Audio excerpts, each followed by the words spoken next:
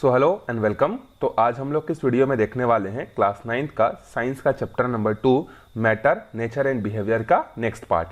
तो लास्ट वाले वीडियो में हमने क्या किया था, वहाँ पर हमने पढ़ा था कि टाइप्स ऑफ सॉल्यूशन क्या क्या होते हैं, सैचुरेटेड सॉल्यूशन क्या होता है, अनसैचुरेटेड सॉल्यूशन क्या होता है, सुपर सैचुरेटेड सॉल्यूशन क्या होता है। ये सब लोग जो है ये सब के बारे में हम लोग जो है बात जो है कर लिए थे।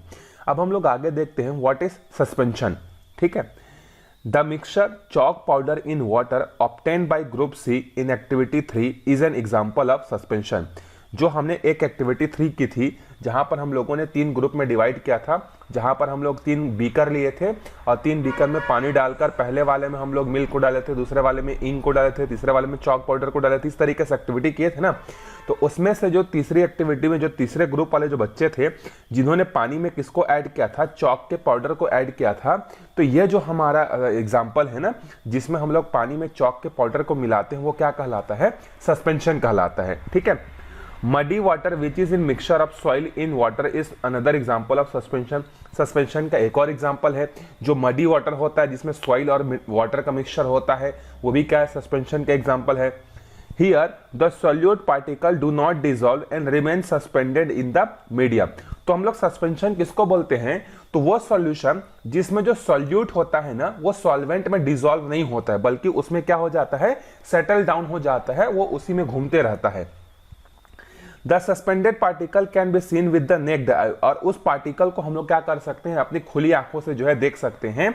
A mixture of sand and water, अगर हम लोग रेत और पानी को अगर आपस में मिलाते हैं तो आप रेत को आराम से देख पाओगे कि नहीं, तो आंसर आप देख सकते हो, खुली आंखों से देख सकते हो। हल्दी इन वाटर, हल्दी और पानी को भी मिलाएंगे तब भी हम लोग हल्दी के पार्टिकल को देख सकते हैं। तो एक ऐसा सॉल्यूशन जिसमें जो सॉल्यूट होता है वो पार्टिकल डिसॉल्व नहीं होता है, बल्कि उसको हम लोग खुली आंखों से देख सकते हैं, वो क्या कहलाता है, सस्पेंशन जो है कहलाता है। ठीक है, चलो आगे बढ़ते हैं। अब सस्पेंशन की कुछ प्रॉपर्टीज को डिस्कस कर लेते हैं। जैसे पहला है सस्पेंशन आर हेट्रोजीनियस मिक्सचर। जो सस्पेंशन जो होते हैं वो क्या होते हैं, हेट्रोजीनियस मिक्सचर होते हैं। ठीक है, because they show different composition in different parts. क्यों, क्योंकि ये अलग अलग जगहों पर क्या करते हैं, अलग अलग प्रॉपर्टी जो है क्या करते हैं, शो करते हैं। और होमोजीनियस क्या होता है, जिसमें सारे के सारे सॉल्यूशन में एक जैसी प्रॉपर्टी होती है।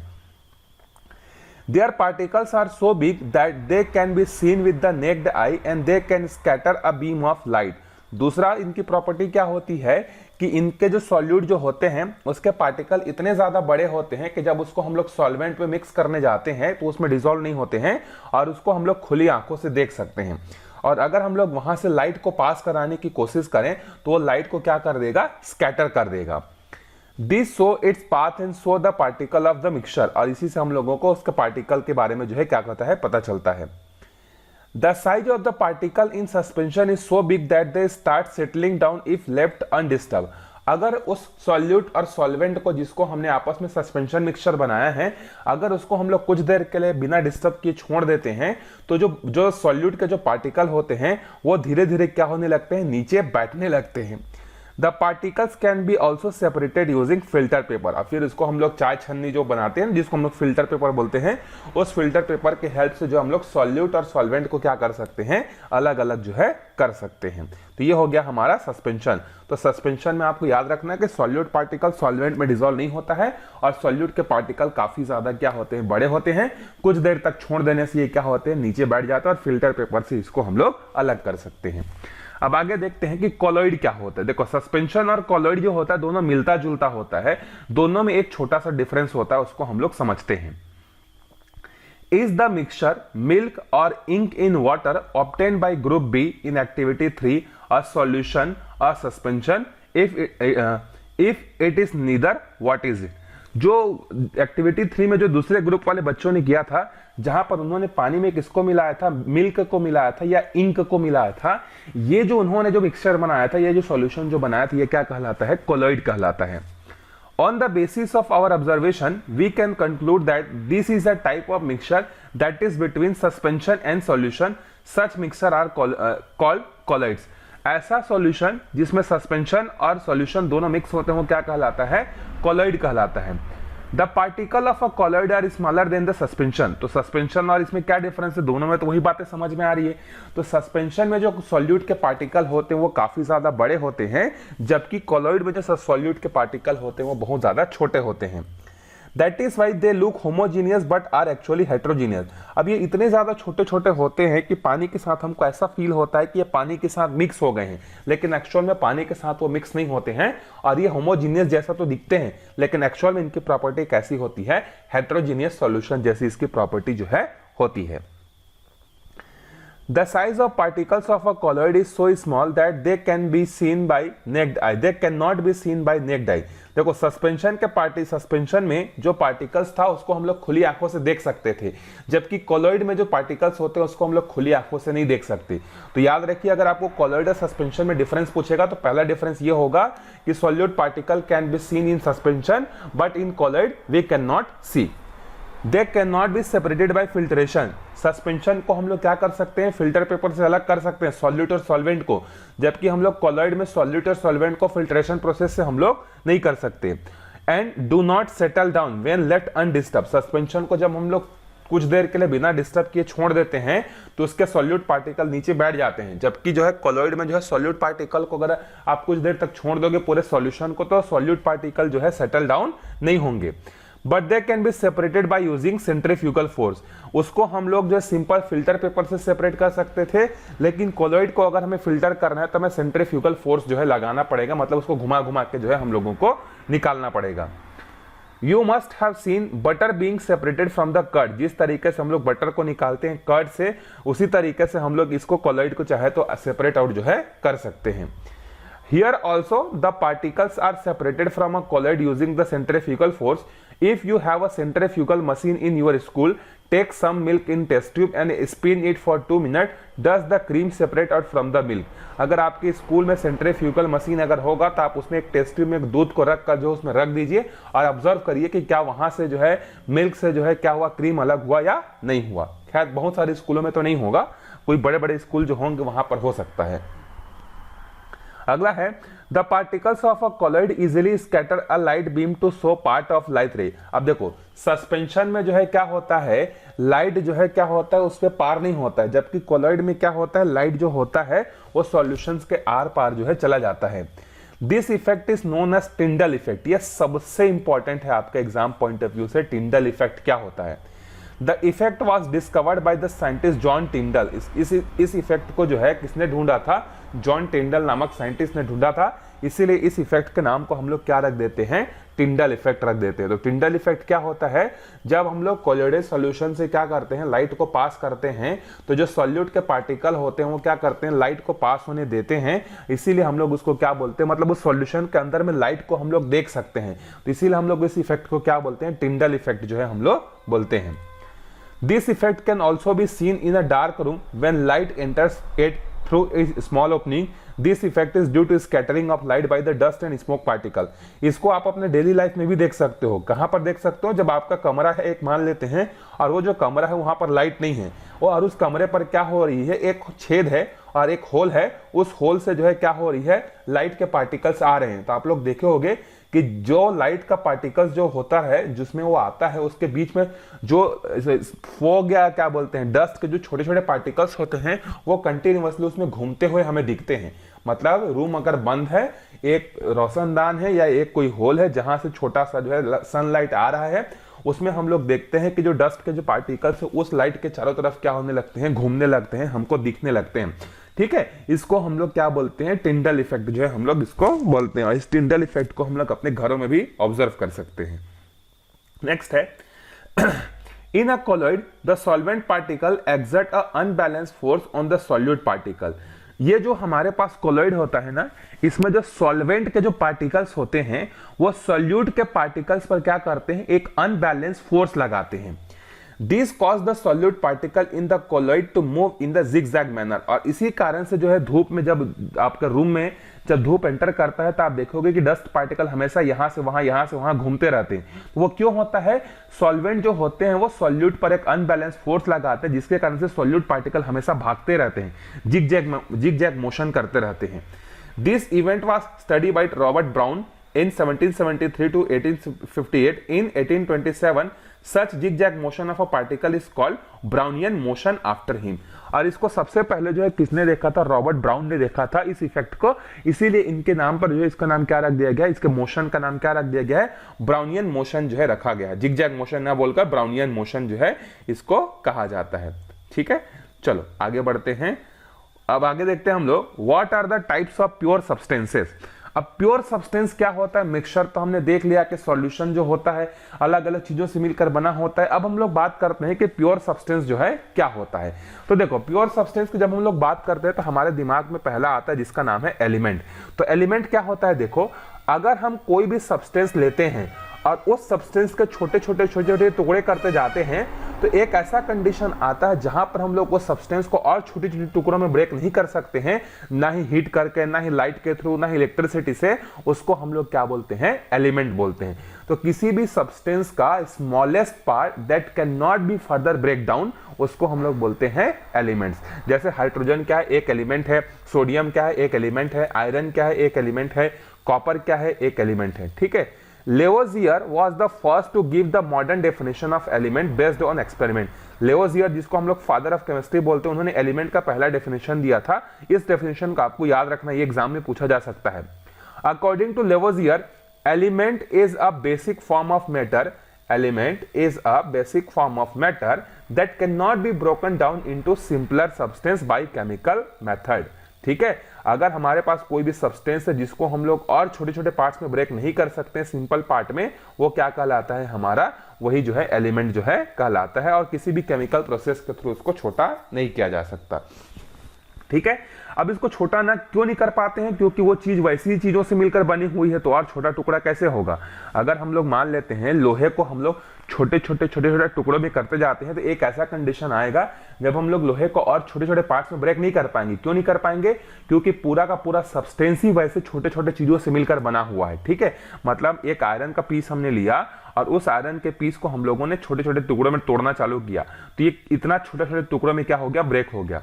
अब इससे आगे ये और छोटा नहीं हो रहा है, तो इसका कारण क्या है? ये जो पूरा का पूरा जो सब्सटेंस है ना, ऐसे ही छोटे छोटे पार्टिकलों से मिलकर बना हुआ है, इसीलिए जो है वो और भी ब्रेक जो है नहीं हो सकता है। अब कंपाउंड क्या होता है? देखो, तो कंपाउंड भी जो होता है उसको हम लोग क्या बोलते हैं? एक तरीके का जो है एक मिक्सचर ही है, लेकिन मिक्सचर से थोड़ा सा डिफरेंस क्या है? देखो, मिक्सचर में कोई भी दो चीजें जो होती हैं वो किसी भी रेशियो में आपस में मिल सकती हैं। ठीक है, जैसे अगर मान लो हमें रेत और सीमेंट को आपस में मिलाना है, तो हम कितना भी रेत और कितना भी सीमेंट अगर बिना काउंट किए अगर मिक्स कर देते हैं तो क्या कहलाएगा? मिक्सचर कहलाएगा। लेकिन अगर हम लोग क्या बोलते हैं? एक रूल बना देते हैं कि अगर हम लोग 2 बोरी रेत में 1 बोरी सीमेंट डालेंगे, ये फिक्स है, तो क्या कहलाएगा? कंपाउंड कहलाएगा। तो कंपाउंड में क्या होता है कि जो भी सब्सटेंस जो मिक्स होते हैं उनका रेशियो क्या होता है? फिक्स्ड होता है। जैसे अगर हम लोग हाइड्रोजन की वाटर की बात करें तो जो वाटर होता है ना, वो वाटर आप कहीं का भी पानी ले लो, चाहे अमेरिका का ले लो, यूएसए का ले लो, कहीं का भी पानी ले लो, आप वहां पर देखोगे कि जो भी पानी होगा उसमें दो चीजें मिक्स होंगी, एक तो हाइड्रोजन होगा, दूसरा ऑक्सीजन होगा, और उसमें हमेशा 2 मॉलिक्यूल हाइड्रोजन होगा और 1 मॉलिक्यूल हमेशा वहां पर क्या होगा? ऑक्सीजन जो है होगा हमेशा। तो ये क्या कहलाता है? हमारा कंपाउंड। तो मिक्सचर और कंपाउंड में डिफरेंस क्या है? मिक्सचर में किसी भी रेशियो में 2 सब्सटेंस आपस में कंबाइन हो सकते हैं, लेकिन यहां पर जो है जो कंपाउंड होता है, कंपाउंड की प्रॉपर्टी क्या होती है कि कंपाउंड में जो हमेशा सब्सटेंस जो होते हैं ना, वो हमेशा फिक्स रेशियो में ही क्या होते हैं? आपस में जुड़ते हैं। आपको एग्जांपल समझ में आ गया? वाटर का सबसे बड़ा एग्जांपल मैंने आपको बता दिया। कार्बन डाइऑक्साइड का हमेशा एग्जांपल याद रखिए कि कार्बन डाइऑक्साइड में जो है कार्बन हमेशा 1 मॉलिक्यूल में प्रेजेंट रहेगा और ऑक्सीजन हमेशा 2 मॉलिक्यूल में प्रेजेंट जो है रहेगा। चलो, एक एक्टिविटी को हम लोग परफॉर्म करते हैं। इस एक्टिविटी को करने के लिए हमें क्या करना है? एक बड़ा सा जो है हम लोगों को बीकर लेना है और उसके नीचे वाले पोर्शन को हम लोगों को कट कर देना है, ताकि ऊपर वाला पोर्शन भी ओपन रहे और नीचे वाला पोर्शन भी क्या रहे? ओपन रहे। तो हम लोग इस तरीके से एक बीकर ले लेंगे, ठीक है, जिसका नीचे वाला हिस्सा भी खुला रहेगा और ऊपर वाला हिस्सा भी क्या रहेगा? खुला रहेगा। फिर ये जो नीचे वाला हिस्सा है ना, इसमें हम लोग इस तरीके से जो आपको दिख रहा होगा रबर कॉर्क को जो है क्या करेंगे? यहाँ पर लगा देंगे और इस रबर कॉर्क के बीच में हम लोग 2 होल जो है क्या कर देंगे? छोड़ देंगे। ठीक है, उसके बाद हम लोग क्या करेंगे? यहाँ पर ऊपर में जो है हम लोग क्या करेंगे? देखो 2/3 वाटर को यहाँ पर क्या करेंगे? जो बीकर है ना, उस बीकर का हम लोग क्या करेंगे, जो भी वॉल्यूम है उसके 2/3 वॉल्यूम में हम लोग क्या करेंगे, पानी को डाल देंगे और उसमें कुछ ड्रॉप जो है हम लोग सल्फ्यूरिक एसिड को जो है हम लोग वहां पर डाल देंगे। फिर इसके बाद ये जो कॉर्क जो हमने लगाया था इस बॉटल के बॉटम में, इस पे हम लोग क्या करेंगे, 2 ग्रेफाइट के रॉड को जो है हम लोग लगा देंगे और यहां पर हम लोग क्या करेंगे, एक 9 वोल्ट का बैटरी लेंगे और 9 वोल्ट के बैटरी के साथ इसको हम लोग क्या कर देंगे, इस तरीके से जो है जोड़ देंगे। फिर इसके बाद क्या करेंगे, ये जो ग्रेफाइट का जो रॉड है इस पे हम लोग क्या करेंगे, 2 टेस्ट ट्यूब लेंगे और वो 2 टेस्ट ट्यूब के ऊपर में हम लोग क्या करेंगे, उसको ग्रेफाइट के ऊपर में जो है डाल देंगे। तो 2 टेस्ट ट्यूब हमने लिया इस तरीके से, इसको पहले पानी से भर देंगे और फिर यहां लाकर इसको उल्टा इस तरीके से जो है लाकर यहां पर जो है हम लोग क्या करेंगे, डाल देंगे। जिस तरीके से अरेंजमेंट हमको करने के लिए कहा गया वैसा अरेंजमेंट हम लोग कर देंगे। ठीक है, अब इसके बाद क्या करेंगे, देखो यहां से इलेक्ट्रिसिटी को हम लोग पास करना जो है क्या करेंगे, चालू करेंगे। तो जब हम लोग इलेक्ट्रिसिटी को पास करेंगे तो हम लोग देखेंगे कि ये जो दोनों के दोनों जो टेस्ट ट्यूब हैं, इन दोनों के दोनों टेस्ट ट्यूब में क्या होगा, एक यहां से भी बबल निकलना चालू होगा और यहां से भी बबल निकलना जो है क्या होगा, चालू होगा। और यहां पर जो पानी जो पहले भरा हुआ था अब वो नीचे जाने लगेगा और यहां पर गैस जो है क्या होने लगेगा, कलेक्ट होने लगेगा। जब इन दोनों टेस्ट ट्यूब का पानी पूरा खत्म हो जाएगा और यहां पर गैस कलेक्ट हो जाएगा तो हम लोग दोनों टेस्ट ट्यूब को बाहर निकाल लेंगे और उस पर देखेंगे कि कौन कौन सा गैस जो है क्या हुआ है, वहां पर कलेक्ट हुआ है। ठीक है, तो हम लोगों को एक टेस्ट ट्यूब में कौन सा गैस मिलेगा, ऑक्सीजन मिलेगा और एक टेस्ट ट्यूब में हमें कौन सा गैस मिलेगा, हाइड्रोजन गैस जो है हमें मिलेगा। तो कैसे पता चलेगा, तो अगर हम लोग इन टेस्ट ट्यूब के सामने एक जलती हुई माचिस की तीली को लेकर जाते हैं, ठीक है, और जलती हुई माचिस की तीली और तेज जलने लगता है, तो इसका मतलब क्या है कि उस टेस्ट ट्यूब में कौन सा गैस कलेक्ट है, तो उस टेस्ट ट्यूब में जो है ऑक्सीजन है, क्योंकि ऑक्सीजन जलने में सहायक होता है। ठीक है, और दूसरे टेस्ट ट्यूब के सामने अगर हम लोग माचिस की स्टिक को ले जाते हैं तो अगर वो टेस्ट ट्यूब के अंदर खुद जलने लग जाता है। ठीक है, पहले वाले में माचिस तेजी से जलेगा, दूसरे वाले में टेस्ट ट्यूब के अंदर में जो गैस वो खुद ब खुद जलने लगेगा, क्योंकि हाइड्रोजन जो होता है वो फ्लेमेबल गैस होता है तो जलने लगेगा। तो इससे हम लोग पता कर लेंगे कि एक टेस्ट ट्यूब में ऑक्सीजन है, दूसरे टेस्ट ट्यूब में क्या है, हाइड्रोजन है। और अगर हम लोग उसको ध्यान से और देखेंगे तो हम लोगों को पता चलेगा कि पहले वाले टेस्ट ट्यूब में जिसमें जो है ऑक्सीजन है उससे डबल अमाउंट में कौन है, हाइड्रोजन है। क्योंकि H2O में 2 मॉलिक्यूल कौन होता है, हाइड्रोजन होता है और एक मॉलिक्यूल किसका होता है, ऑक्सीजन होता है। तो यहां पर हमको समझ में आता है कि वाटर जो होता है वो हमेशा एक फिक्स्ड रेशियो में जो है क्या होता है, कंबाइन होता है। हम लोगों को एक्सपेरिमेंट्स करके भी समझ में आता है कि एक टेस्ट ट्यूब में जितना वॉल्यूम ऑक्सीजन था उससे डबल वॉल्यूम क्या है, दूसरे टेस्ट ट्यूब में हाइड्रोजन है। ठीक है, based on such experiment Proust a French chemist gave the law of definite constant proportion. इस तरीके के एक्सपेरिमेंट को कर करके जो है फ्रांस का एक जो है साइंटिस्ट है जिसका नाम था प्राउस्ट ने क्या किया था, एक जो है फिक्स्ड यहां पर जो है एक डिफिनाइट कांस्टेंट प्रोपोर्शन का जो है रूल निकाला और इस रूल के according a compound always contain the same proportion by mass of its 2 और मोर कंस्टिट्यूएंट एलिमेंट। कोई भी कंपाउंड जो होता है जो कि 2 या 2 से ज्यादा चीजों से मिलकर बना होता है, शुरू से लेकर एंड तक उनके मास का जो रेशियो अगर हम लोग निकालते हैं तो उनका मास का रेशियो हमेशा क्या आता है, फिक्स आता है। जैसे अगर हम लोग H2O की बात करें तो H2O में जो है हाइड्रोजन और ऑक्सीजन का मास का जो रेशियो होगा वो 1:8 होगा। ठीक है, और मॉलिक्यूल का रेशियो की बात करें तो 2:1 होगा। Ammonia and the baking soda are some example of compounds. The constituent element of these compound follow the law of constant proportion। और अमोनिया हो गया, बेकिंग सोडा हो गया, ये सब जो है लॉ ऑफ कांस्टेंट प्रोपोर्शन को जो है हमेशा क्या करते हैं, फॉलो करते हैं। तो लॉ ऑफ कांस्टेंट प्रोपोर्शन भी आपके एग्जाम पॉइंट ऑफ व्यू से बहुत इंपॉर्टेंट है। तो लॉ ऑफ कांस्टेंट प्रोपोर्शन क्या होता है कि कोई भी कंपाउंड है उसमें हमेशा जो उनके जो कंस्टिट्यूएंट पार्टिकल्स जो होंगे उनका मास अगर हम लोग निकालते हैं तो वो मास हमेशा क्या निकल कर आएगा, फिक्स जो है हमेशा निकल कर आएगा। इसी को हम लोग डिफिनाइट और कांस्टेंट प्रोपोर्शन के नाम से जो है हम लोग इसको जानते हैं। सो आई होप आपको समझ में आ गया होगा। यहां पर हमारा ये चैप्टर कंप्लीट होता है। इसके क्वेश्चन आंसर जो है आपको क्या मिलेंगे, मेरे टेलीग्राम चैनल जिसका नाम ओपी पटेल है, आप वहां पर जाकर ज्वाइन करेंगे तो आपको वहां पर इसके नोट्स वगैरह जो है आपको प्योरली फ्री ऑफ कॉस्ट जो है आपको मिल जाएगा। ठीक है, मिलते हैं हम लोग अगले वीडियो में जहां पर हम लोग पढ़ेंगे नेक्स्ट चैप्टर के बारे में। और नेक्स्ट जो चैप्टर है हमारा वो है देखो एटॉमिक स्ट्रक्चर, इसके बारे में हम लोग स्टडी जो है करेंगे। सो कमेंट करके बताइए कैसा लगा आपको, वीडियो को शेयर करिए और छोटा सा रिक्वेस्ट है, आप लोग चैनल को सब्सक्राइब करने में कंजूसी करते हैं तो थोड़ा सा चैनल को सब्सक्राइब कर दीजिए ताकि मुझे भी मोटिवेशन मिले और अच्छी अच्छी वीडियोस में आपके लिए लाता रहूं। सो बाय बाय।